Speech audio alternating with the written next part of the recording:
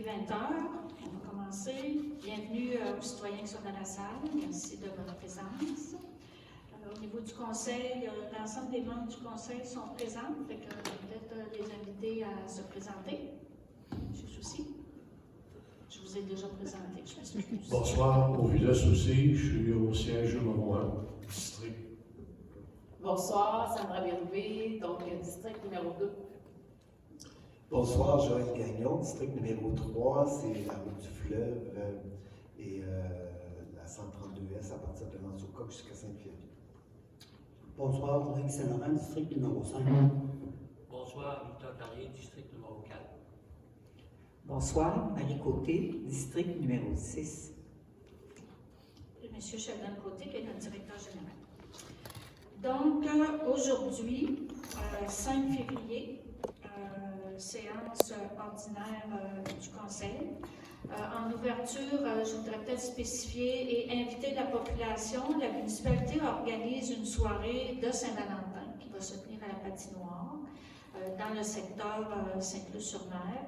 Donc, de la musique, des lumières, chocolat chaud. Donc, une belle occasion de venir faire un peu d'exercice en famille en cette journée de Saint-Valentin. Et aussi pour les familles avec des jeunes enfants, nous avons la semaine de relâche qui est organisée. Donc, on invite les familles qui voudraient inscrire leurs jeunes enfants à communiquer à la municipalité pour donner leur nom. C'est notre coordonnateur en loisirs, Ruffin, qui s'occupe de tout ça. Au niveau du rapport des conseillers, il n'y aura pas de rapport ce conseil-ci, puisque notre dernier conseil était le 22 janvier. Donc, ça fait quand même juste 2 semaines. Il n'y a pas eu de nouvelles rencontres ou comités qui se sont tenus depuis les 2 dernières semaines. Donc, on serait rendu à l'adoption de l'ordre du jour. Je vous la présente. Donc, adoption du procès-verbal du 22 janvier 2024. Au niveau des finances, il y a l'adoption des comptes à payer au fonds des activités de fonctionnement, l'adoption des comptes à payer au fonds de règlement, ceux au niveau de l'entente avec le ministère de la Sécurité publique pour les berges, dépôt des états financiers de fonctionnement des fins fiscales et appropriation du surplus non affecté. Au niveau de l'administration, il y a le remboursement de la garantie d'exécution aux entreprises GML incorporées, l'adoption du règlement pour fixer les taux et tarifs pour l'année 2024, inscription au 7e rendez-vous national du développement local, qui est organisé par la FQM. Mandat au groupe Jasfort Poirier, je ne sais pas si je le prononce bien, là, mais Pinchin Incorporé, pour l'évaluation de la qualité de l'air intérieur et de la contamination fongique au niveau du bureau municipal.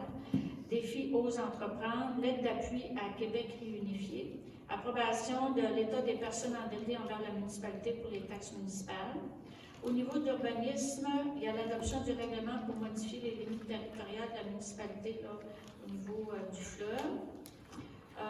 Au niveau des travaux publics, autorisation de signature de l'entente pour permettre le déneigement de la Vitibo et Eudor-Alors. La vente des camions.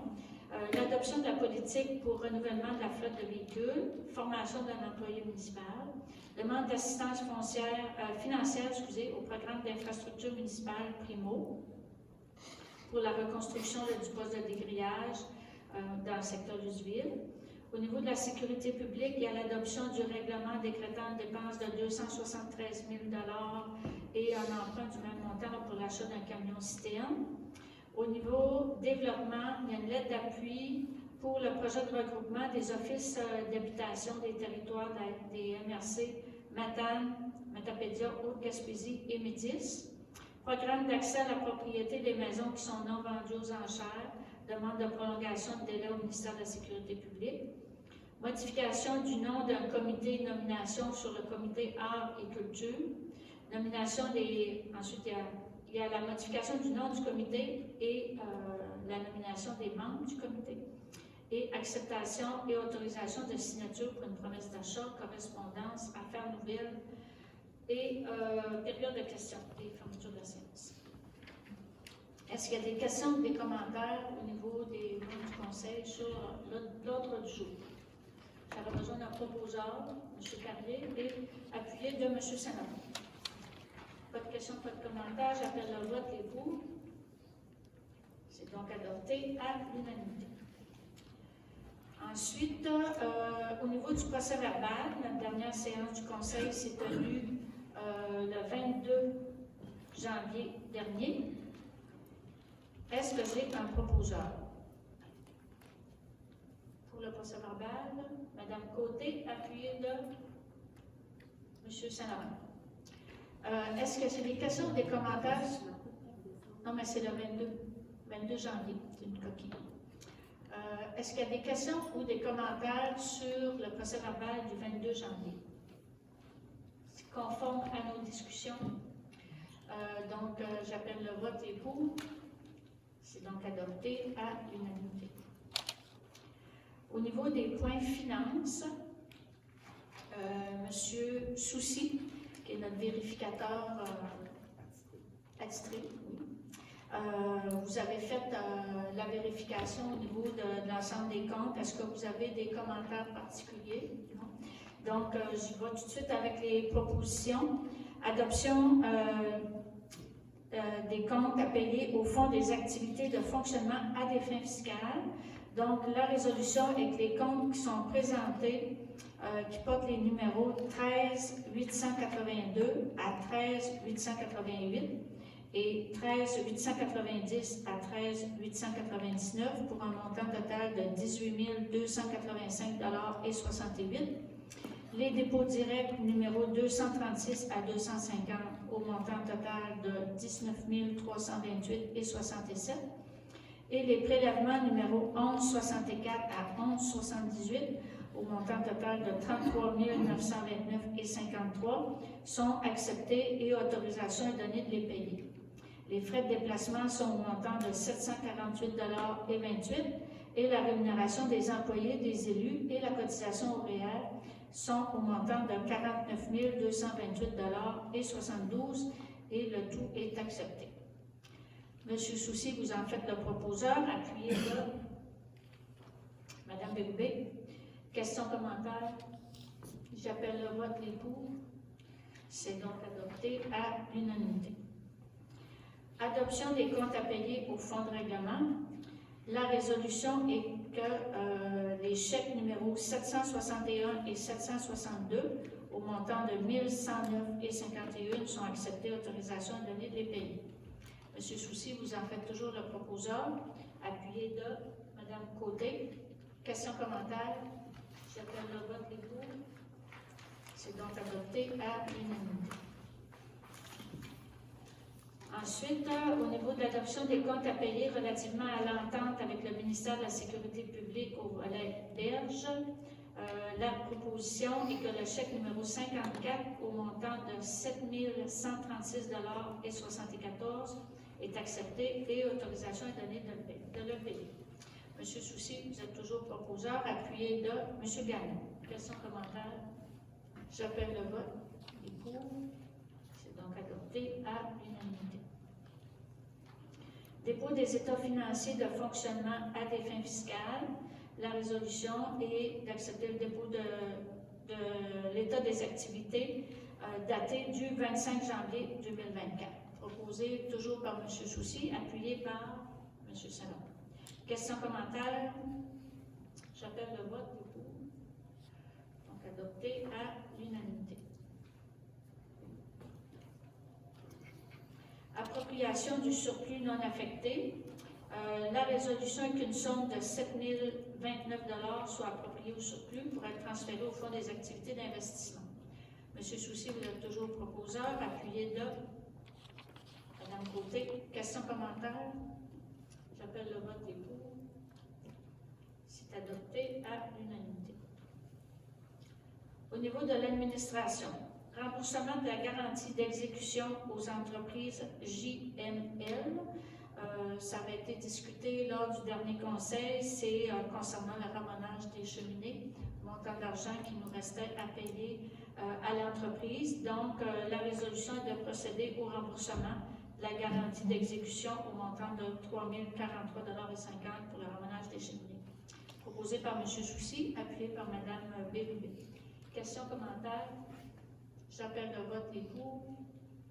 C'est donc adopté à l'unanimité. Le point 5.2, c'est l'adoption pour le règlement pour fixer les taux et tarifs pour l'année 2024. La seule différence qu'il y avait avec la résolution, le dernier conseil, il y a eu l'avis de motion et le dépôt pour le règlement. Et la seule modification qu'il y avait avec le dépôt précédent, c'est qu'on donne 6 versements. On donne la possibilité de payer les taxes sur 6 versements dans l'année plutôt que 4. Donc, c'est plus avantageux pour les citoyens. Ça va faire des moins gros montants à verser là, à chaque fois. Est-ce que j'ai un proposeur? Mme Bérubé, appuyée de M. Saint-Laurent. Est-ce qu'il y a des questions, des commentaires? J'appelle le vote des pour. C'est donc adopté à l'unanimité. Ensuite, inscription au 7e rendez-vous national du développement. La résolution de procéder à l'inscription de moi-même, la maire, et de la directrice du développement économique et des communications, Mme Belinda Lévesque, au 7e rendez-vous national pour le développement local qui est organisé par la Fédération québécoise des municipalités et ça se tient les 23 et 24 avril. Est-ce que j'ai un proposeur? Mme Bérubé, appuyée de Mme Côté. Questions, commentaires? J'appelle le vote des pour. C'est donc adopté à l'unanimité. Mandat au groupe Gestor Poirier Pinchin Incorporé pour l'évaluation de la qualité de l'air intérieur et de la contamination fongique au niveau du bureau municipal. Il y a plusieurs employés qui ont des symptômes respiratoires et il y a des odeurs vraiment caractéristiques. Donc, on fait analyser l'air pour être sûr, puis procéder aux correctifs s'il y a lieu. Donc, la compagnie qui fait ces évaluations-là, c'est le groupe Gestor Poirier et le montant est 2 485 $ avant taxe. Et peut-être juste spécifier qu'au niveau de la santé et sécurité au travail, comme employeur, on se doit d'assurer une qualité de l'air normale. Monsieur Soucy, vous proposez, appuyé par Monsieur Carrier. Est-ce qu'il y a des questions ou des commentaires? J'appelle le vote des pour. C'est donc adopté à l'unanimité. Défi Ose entreprendre, c'est organisé pour les entreprises de la région d'Amétis. Donc, c'est une belle vitrine pour les nouvelles entreprises. Comme municipalité, ça fait déjà quelques années qu'on contribue. Donc, c'est une somme de 50 $ pour la 26e édition du gala Défi Ose entreprendre. Donc, on recommande de verser ce montant. Mme Bérubé, vous proposez, appuyé de Mme Côté. Est-ce qu'il y a des questions ou des commentaires? J'appelle le vote des pour. C'est donc adopté à l'unanimité.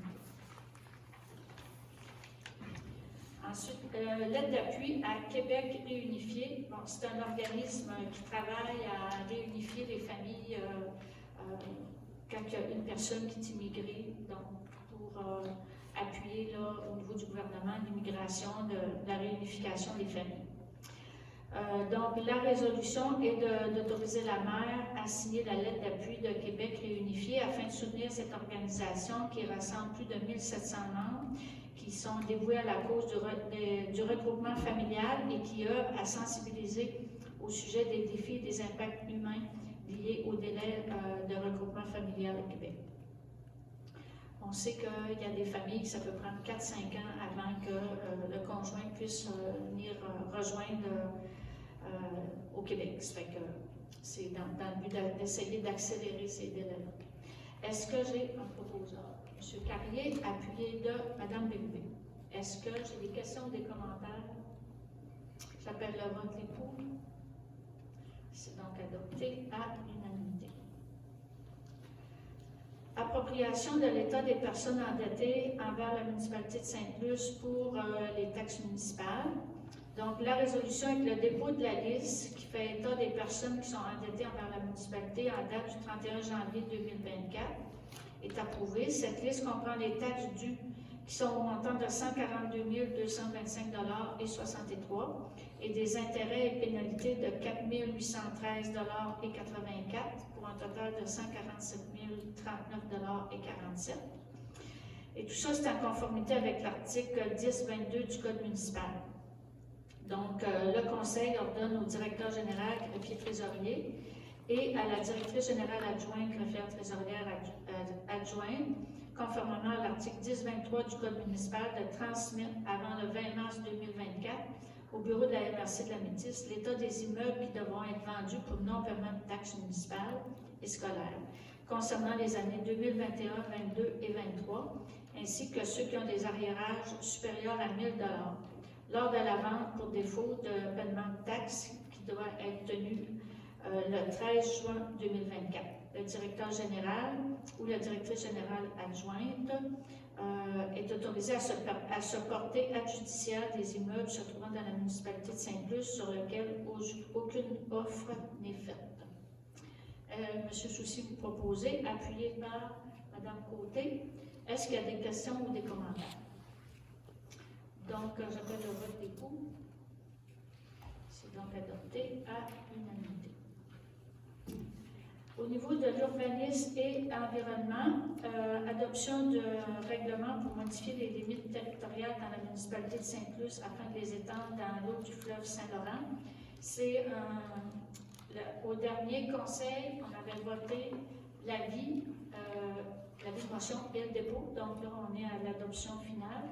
Ça avait déjà été adopté, mais il y a eu des modifications dans la loi, ce qui fait qu'on a dû reprendre la résolution.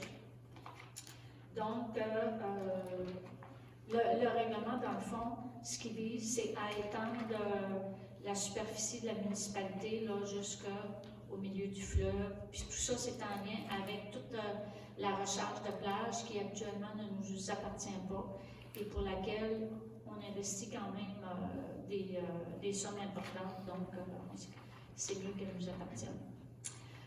Monsieur Gagnon, vous proposez, appuyé de Madame Côté. Est-ce qu'il y a des questions ou des commentaires? J'appelle le vote des pour. C'est donc adopté à l'unanimité.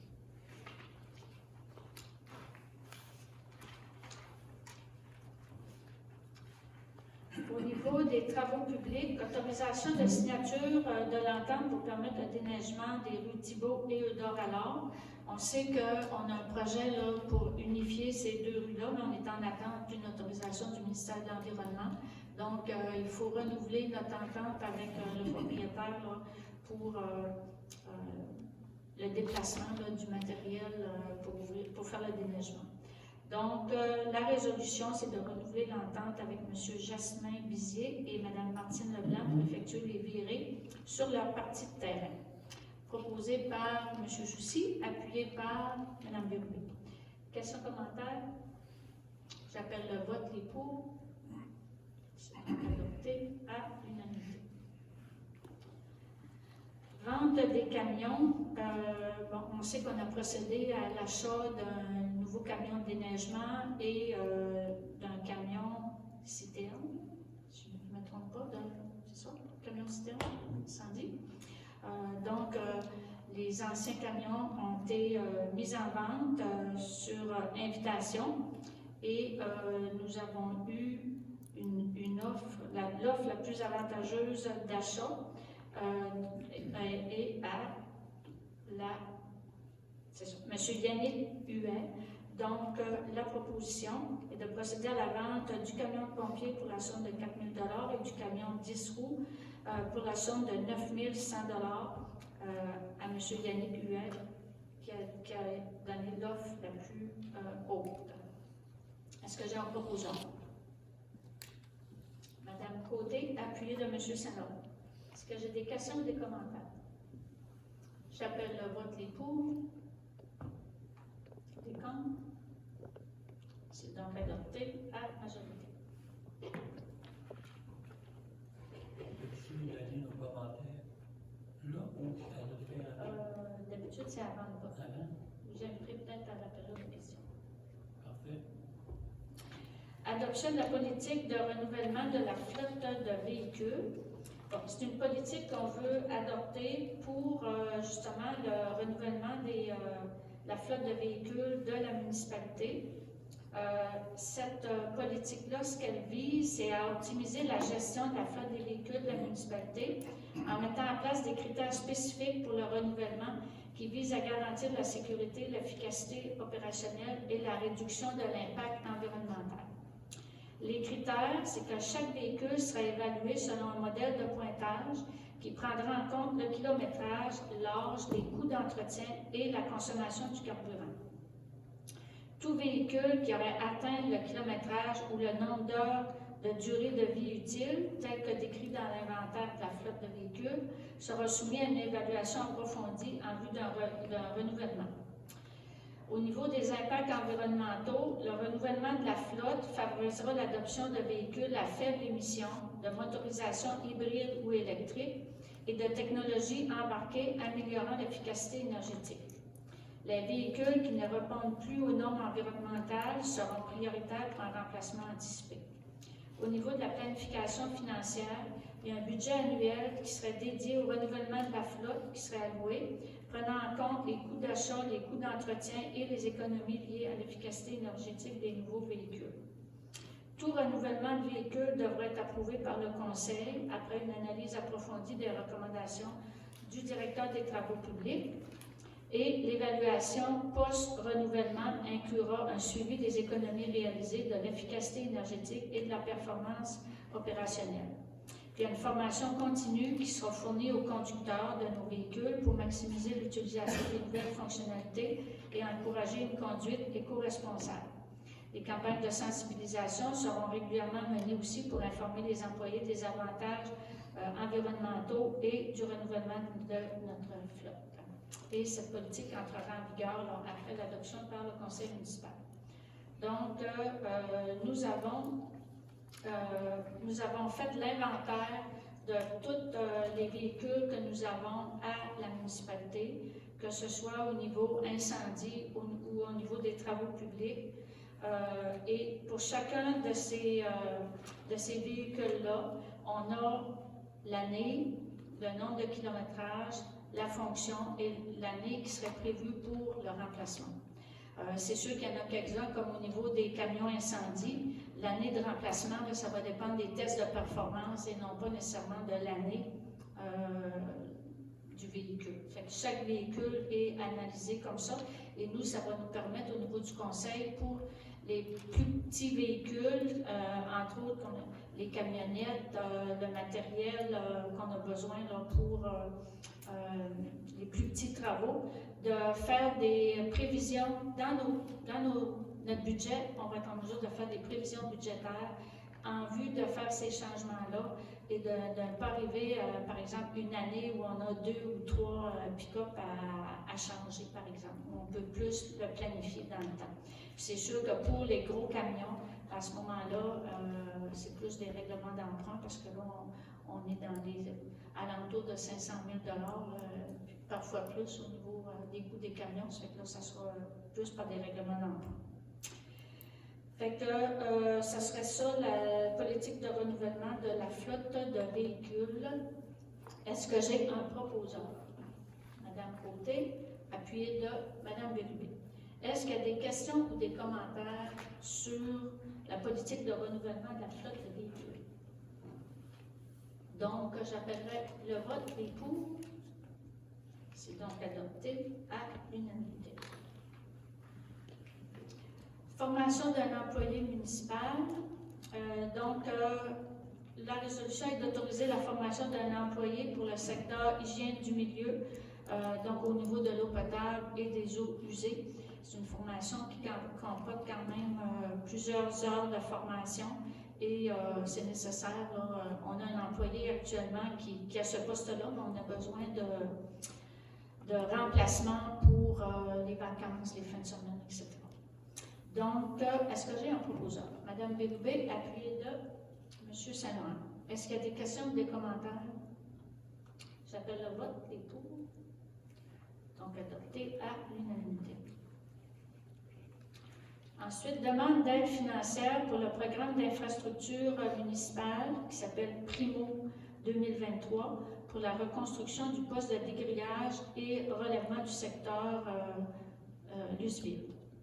Donc, la résolution est la municipalité doit reconstruire le poste de dégrillage et de relèvement du secteur Luceville. La municipalité a pris connaissance du guide relatif aux subventions Primo. On a pris connaissance des modalités qui s'appliquent et on a pris des renseignements aussi au niveau du ministère. Et la municipalité doit respecter les modalités là, qui s'appliquent à elle pour obtenir l'aide financière pour recevoir le versement de cette aide. Donc, la proposition est que la municipalité de Sainte-Luce s'engage à respecter les modalités du guide qui s'applique à elle. Elle s'engage à assumer l'entièreté des responsabilités des travaux ainsi que des modifications qui pourraient y être apportées. Elle est responsable de tout dommage causé par ses employés, ses agents, ses représentants, ses sous-traitants et elle-même, y compris un dommage résultant d'un manquement à une obligation. La municipalité s'engage à réaliser les travaux selon les modalités du programme et assume toutes les responsabilités qui s'appliquent à elle en lien avec la réalisation des travaux. La municipalité s'engage à payer sa part des coûts admissibles et des coûts d'exploitation. La municipalité s'engage aussi à assumer toutes les dépenses engagées si elle ne respecte pas les délais prévus au programme. La municipalité s'engage à assumer tous les coûts non admissibles au programme associés à son projet, incluant les directives de changement admissibles à la hauteur de 50% et le Conseil autorise le dépôt de la demande d'aide financière au programme Primo 2023. C'est la résolution. Est-ce que j'ai un proposeur? Madame Bérubé, appuyée de M. Gagnon. Le pourcentage de... Est-ce que tu pourrais expliquer que ça, c'est une demande de soumission et non pas le contrat qu'on donne? Non, c'est pas une demande de soumission, c'est une demande de subvention. Subvention, Une demande de subvention au ministère. Le programme s'appelle Primo. C'est pour le dégrillage dans le secteur Luceville. Et si je me souviens bien, M. Côté, peut-être vous pourrez me corriger si je me trompe, les subventions sont de l'ordre de 80%, si je me souviens bien. 95%, c'est encore mieux. Ça va? Donc, j'ai un proposeur, j'ai un secondaire. Est-ce qu'il y a d'autres questions ou commentaires? J'appelle le vote. Pour. C'est donc adopté à l'unanimité. Au niveau de la sécurité publique, adoption du règlement décrétant une dépense de 273 519 Le dernier conseil, nous avions déposé l'avis de motion et fait le dépôt du règlement. C'est pour l'achat d'un camion-citerne incendie. Donc, c'est un camion usagé qu'on achète en coopération intermunicipale avec les municipalités de Léotard et Rédemption. Et dans le programme de coopération intermunicipale du ministère des Affaires municipales, qui serait subventionné à 80%. C'est la municipalité de Sainte-Luce qui est porteuse du projet. Donc, la résolution est d'accepter la dépense de 273, le règlement d'emprunt, pour une dépense de 273 519 et l'emprunt du même montant pour l'achat du camion-citerne, c'est un 2010, pour le service incendie. Est-ce que j'ai un proposeur? Madame Côté, appuyée de M. Capet. Est-ce qu'il y a des questions, commentaires? J'appelle le vote. Les pour. C'est donc adopté à l'unanimité. Ensuite, au niveau du développement, il va y avoir une fusion inter-MRC, donc dans les MRC de la Métis, de la Matanie, de la Matapédia et de la Haute-Gaspésie, de l'ensemble des offices d'habitation, ce qu'on appelait auparavant les offices, les OMH. Donc, et ça, c'est suite à différents projets là, et discussions qu'il y a eu avec le ministère. Le but de ces fusions-là, c'est d'avoir une plus grande possibilité pour améliorer les services aux résidents de ces offices d'habitation, Plus subvention. de recevoir aussi plus de subventions. Et pour les municipalités, actuellement, il y a des ententes qui concernent les logements qui sont dans notre municipalité. Et ces ententes-là vont se poursuivre même si on est fusionné avec d'autres MRC. Donc, la municipalité de Sainte-Luce n'aura jamais de frais pour des logements qui seraient dans d'autres municipalités que celle de Sainte-Luce. Ça, c'est vraiment une garantie. Monsieur Soucy, qui fait des grands signes de tête, siège sur le conseil d'administration de la Métis.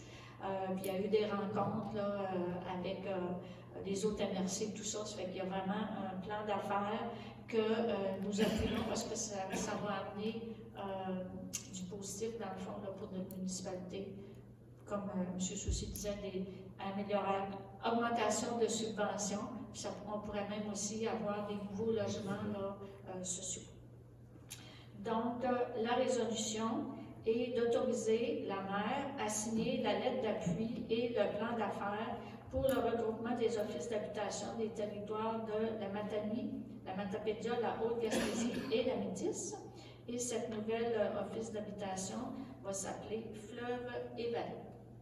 Proposé par M. Soucy, appuyé par M. Caron. Est-ce qu'il y a des questions ou des commentaires? Ça va? J'appelle le vote. C'est bien résumé. Oui, merci. Les pour, c'est donc adopté à l'unanimité. Ensuite, le point 10.2, c'est programme d'accès à la propriété pour les maisons non vendues aux enchères. Demande de prolongation au ministère de la Sécurité publique. L'entente que nous avions avec le ministère pour toute l'entente pour le déplacement des maisons qui étaient identifiées à risque, l'entente se terminait le 31 mars 2024. Donc, on sait qu'il nous reste des maisons à vendre. On a une rue qui a été subventionnée aussi par le ministère. La rue n'est pas encore terminée. Les travaux ont débuté à l'automne, mais la rue va être terminée là, au printemps. Donc, on a fait une demande au ministère pour être en mesure de prolonger ce délai-là d'1 an. On a su on a eu une réponse officielle là, vers la mi-janvier que le ministère acceptait de prolonger le délai pour 1 an. Donc, ça nous amène au printemps 2025. Et nous, on avait fait une résolution pour les 5 maisons qui nous restent à vendre. On avait fait un avis comme quoi, parce que les maisons ont été achetées par un contracteur qui s'est désisté. Fait qu'on a fait un avis pour remettre les maisons à vendre. Puis on donnait jusqu'au 31 janvier. Étant donné on n'était pas en mesure de dire aux personnes qui étaient intéressées à l'achat c'était quoi le délai qu'ils avaient pour déménager les maisons, vu que l'entente se finissait le 31 mars 2024. Là, on sait qu'on a 1 an de plus. Il y a les terrains aussi de la rue des Marais, là, la rue qui a été subventionnée. On a pris la décision, là, puisqu'on avait différentes analyses à faire, au conseil du 22 janvier du coût des terrains qu'on mettrait en vente là, pour le déplacement de ces maisons-là.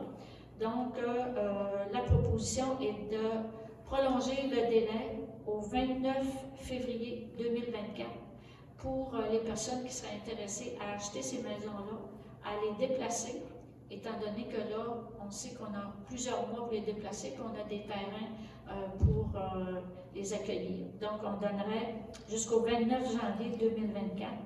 Et si à ce moment-là, c'est quoi j'ai dit? Oh, mon Dieu Seigneur, excusez-moi.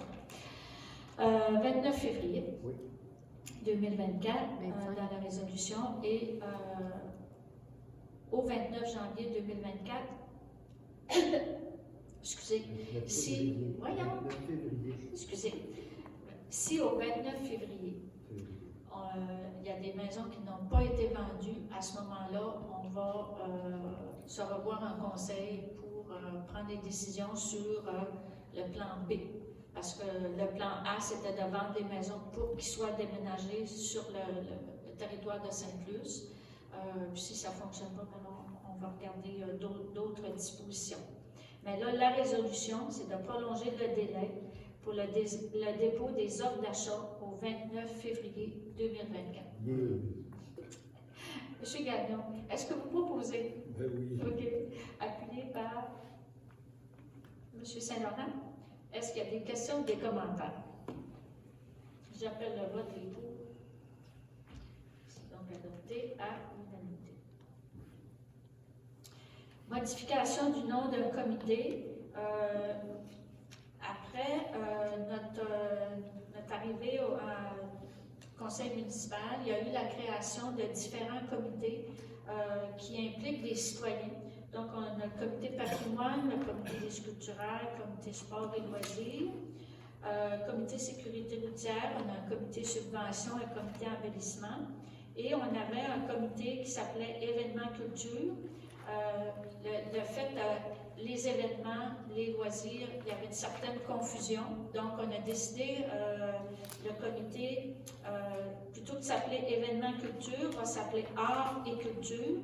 Et ce comité-là a vraiment un objectif là, au niveau de dynamiser la salle ici, à l'ancienne église du secteur Luseville, auquel on devrait trouver un nom incessamment. Puis de prévoir des événements culturels là, pour notre population. Donc, changement de nom du comité et on va nommer les personnes qui feraient partie de ce comité, qui seraient M. Hugo Etier, Annie-Claude Bugeaud, Nathalie Bélanger, Éric Demers et Charles-Édouard Simon. Donc, pour la modification du nom du comité, est-ce que j'ai un proposeur, Mme Benoubé, appuyé de M. Saint-Laurent? Questions, commentaires? J'appelle le vote des pour. C'est donc adopté à l'unanimité. Et pour la nomination des personnes qui feraient partie du comité que je viens de nommer, est-ce que j'ai un proposeur? M. Saint-Laurent, appuyé de Mme Côté. Questions, commentaires? Ça va, j'appelle le vote des pour. C'est donc adopté à l'unanimité. Autorisation, acceptation et autorisation de signature d'une promesse d'achat. La résolution est à l'effet d'accepter la promesse d'achat pour la vente des immeubles connus et désignés comme étant les lots 3 464 145, le 464 146 et 147 à M. Philippe Tremblay, selon les modalités prévues et d'autoriser la maire et le directeur général à signer pour et au nom de la municipalité de Sainte-Luce. Ces lots-là, ça concerne les maisons en bord de mer qui ont été vendues. Il y a eu le 480 et 482 sur la route 132 Est. Ces deux maisons qui pouvaient être déménagées sur le même terrain parce que les terrains étaient assez grands pour reculer les maisons. Le but du conseil était d'essayer de garder ces maisons-là dans la municipalité et qu'elles puissent être rénovées et vendues. En cours de discussion avec la personne qui avait, quand il y a eu les ventes à l'encan, la personne qui s'était